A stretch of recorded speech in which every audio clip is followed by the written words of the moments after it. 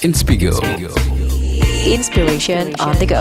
Hai Inspigoers, masih ada aku nih, ada Witma Meisner dan pastinya ya my new BFF Dita Karang. Hai Dit. Sehat Dit, ya gitu, basa-basi banget. Good to be back, luar biasa. Jadi Dita Karang nih setelah melewati masa-masa penuh tantangan di Korea ya, akhirnya bisa bersantai di sofa Inspigo. Mantap. Luar biasa ya. Dita ini gak cuma tumbuh nih Inspigoers, gak cuma tumbuh sebagai seorang profesional, tapi juga secara pribadi. Nah tadi kan kalau misalnya nih kamu udah nonton ya, atau misalnya udah dengerin nih episode 1 dan episode 2 saat gue ngobrol sama Dita gitu ya, pasti bakal kerasa banget ya Inspigoersnya kalau Dita ini adalah seorang yang sangat adaptif dan juga apa ya namanya ya, penuh resilient gitu, ketahanan, mental, fisik, you name it, Dita Karang gitu ya. Satu lagi, agak nekat.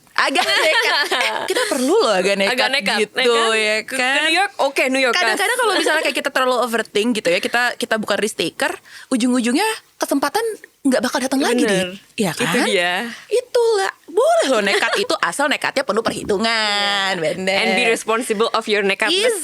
Exactly. Apa tuh barusan? Responsible of your nekatness, ya bener. Nah jadi gini Dit, gimana nih jadi orang Indonesia yang berkarirnya tuh lintas budaya loh, ya kan? Dari Jogja, terus habis itu ke New York, terus akhirnya ke Korea Selatan. Tapi kok tetap bisa gitu menjadi Dita Karang, bisa jadi diri sendiri gitu. Gimana ya caranya? Kan kadang-kadang kita tuh suka terpengaruh ya sama lingkungan ya kan. Nah gimana caranya Dit untuk tetap stay true to yourself?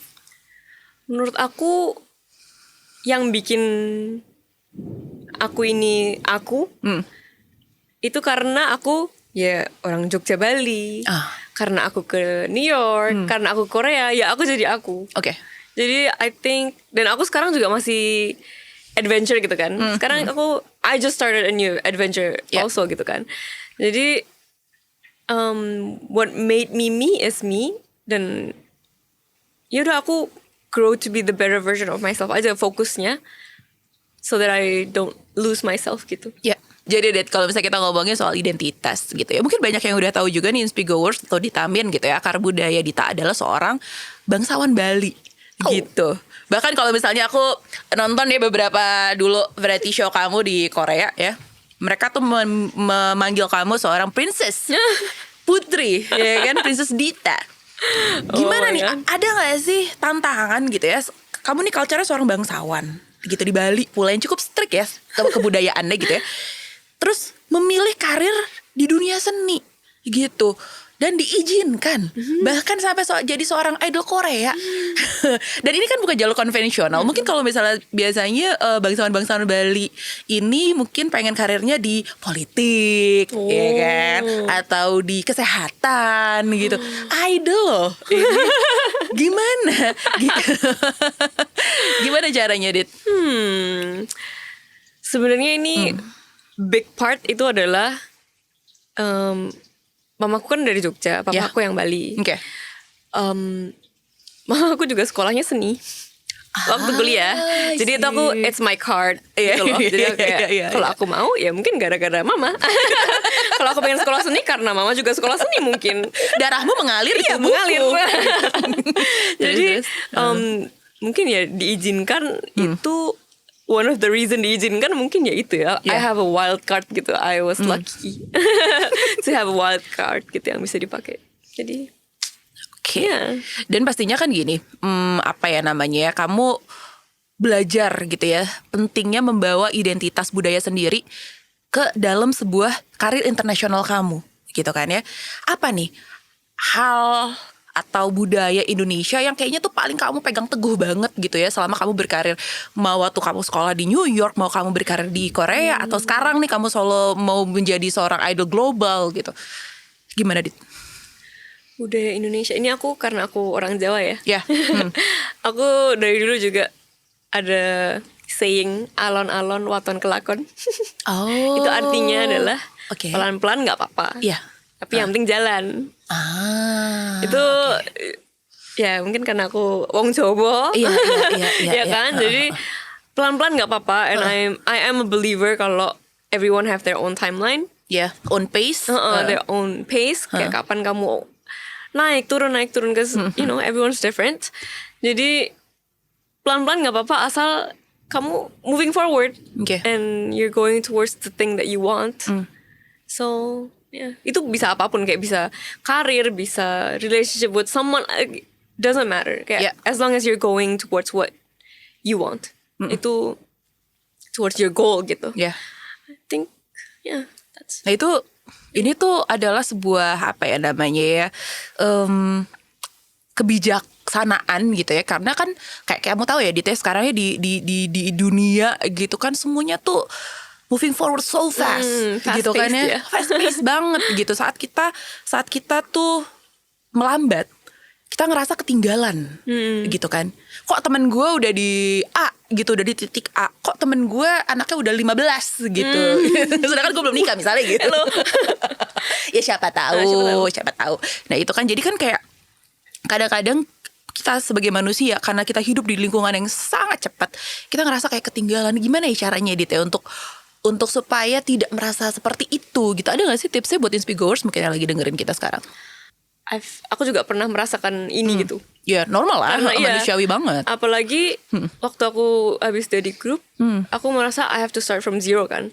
Tapi kalau aku start from zero, kayak what can I do? Like my friends already have family. Kayak umur aku ini kan semuanya kayak banyak yang udah punya family dan segala macam. And I'm just with my cat, like, loh. Itu family juga, Anabul. Oh ya, Anabul, nggak apa-apa.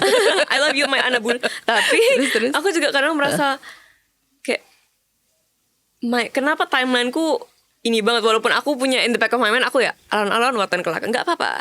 Everyone has their own timeline. Tapi aku merasa, kok aku belum ngapa-ngapain ya? Everyone seems to have their life so kayak tertata rapi gitu, which probably not too, you know, like everyone have their own problem. Tapi saat itu rasanya aku adalah my life is a mess, everyone's life so perfect gitu. Ini kalau kasarnya ya, maksudnya. Ini kayak seorang Dita Karang ini udah berpindah-pindah lingkungan gitu ya. Pasti banyak banget perbedaan budaya sama cara kerja dong ya kan, baik dari industrinya maupun dari orang-orang sekitar kamu nih Dit. Gimana sih caranya itu supaya kita kayak kamu nih bisa beradaptasi di semua lingkungan, tapi itu nggak kehilangan jati diri gitu? Ada nggak sih yang bisa kita lakukan? Mindsetku setiap pergi ke tempat baru itu open mind. Iya, open mind bener kan ya? Open mind and open heart. Kayak aku kan datang ke tempat baru asing buat aku kan. Jadi aku harus menyerap dulu apa yang sudah ada gitu loh. Be an empty glass ya. Be an empty glass first.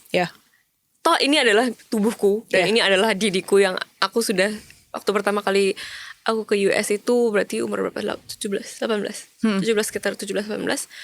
Aku sudah ada di dalam tubuh ini selama 18 tahun. So it's not gonna be a problem if I just menerima kayak orang-orang how does American pakai kalau di sekolah gimana, kalau sehari-hari gimana, it's not gonna hurt me if I just absorb first gitu kan. Jadi itu kayak gitu, di Korea pun juga kayak gitu. So the tips is, I think tipnya adalah just go with an open heart and open mind. Nah ini dia nih, gimana sih caranya kamu menyalurkan identitas personal Dita di karya dan juga performer kamu? Kalau misalnya tadi kan di episode pertama kalau nggak salah kita sempat ngomong ya, kalau misalnya saat kamu berada di dalam grup, kamu tuh kan harus toleransi, harus mikirin juga kan pendapat A, I, U, A, I. Ini kan sekarang Dita sendirian nih gitu. Gimana Dit cara menyalurkan identitas dan juga kreativitas kamu? Ini sebenarnya masih PR banget buat aku karena emang aku pengen gitu menyalurkan ide-ide dan aku pengen ngasih ide sebanyak-banyaknya sebenarnya. Tapi I don't know how. Oh, I see. Waktu saya project untuk Love Society ya, karena ini pertama kali aku juga bilang sama timku, I think I need help. Like I know what I like and I don't. Tapi kalau aku suruh mulai semua sendiri gitu dari awal kayak kamu maunya kayak apa, aku langsung blank. Kayak aku maunya kayak apa ya. Iya. Jadi aku thankfully they helped me a lot. Jadi kayak bisa dimulai dari sini, dari sini. Jadi dan dari situ aku juga mulai, ini namanya pembelajaran ya, aku juga it's a new adventure for me, it's a new thing gitu for me. Aku nggak sabar nih kalau punya album, Dit. Gitu. Me too, I'm working on it. Oh iya, ini Inspigo pertama kali tahu nggak? Pertama kali. Amin, ayo kita semua berdoa ya, gitu kan ya, amin. Bahasa Inggris, full English. Yes, most likely. Oke, kita Yes. tunggu nanti kalau misalnya album perdananya Dita Karang sudah meluncur gitu ya, sudah rilis. Kamu kesini lagi, Dit ya? Oh, gitu. Let's go, diundang. Oh, Kalau diundang yeah. lagi, oke. Oke. Udah oke loh ya. Udah oke aja loh ya, Ini bener nggak ya, on bener cam, ya. ini kameranya. Ini loh ya, Inspigoers, saya gini denger ya. semuanya. Pokoknya kalau albumnya Dita keluar, kita langsung ngobrol lagi sama Dita. Dan ini pastinya menarik banget dengerin Dita, gimana caranya seorang Dita Karang tuh bisa tetap jadi dirinya sendiri gitu ya, meskipun berkarir lintas budaya gitu. Nah, nanti nih kita akan ada pertanyaan selanjutnya, Dit. Gitu. Dan ini kayaknya pertanyaannya sedikit challenging nih buat seorang Dita Karang gitu. Karena kita akan bertanya soal tekanan. Kita akan mengulik gitu. Kita akan mengulik kisah-kisah kelam seorang Dita Karang. Ya ampun. Takut gak lo? Takut. Tapi gak sekarang Inspigoers. Makanya kamu harus stay tune terus di Inspigo gitu ya kan ya. Nanti kita akan kembali lagi di episode selanjutnya. Bye Inspigoers. Thank you, Dit. Sampai ketemu. Inspigo. Inspiration on the go.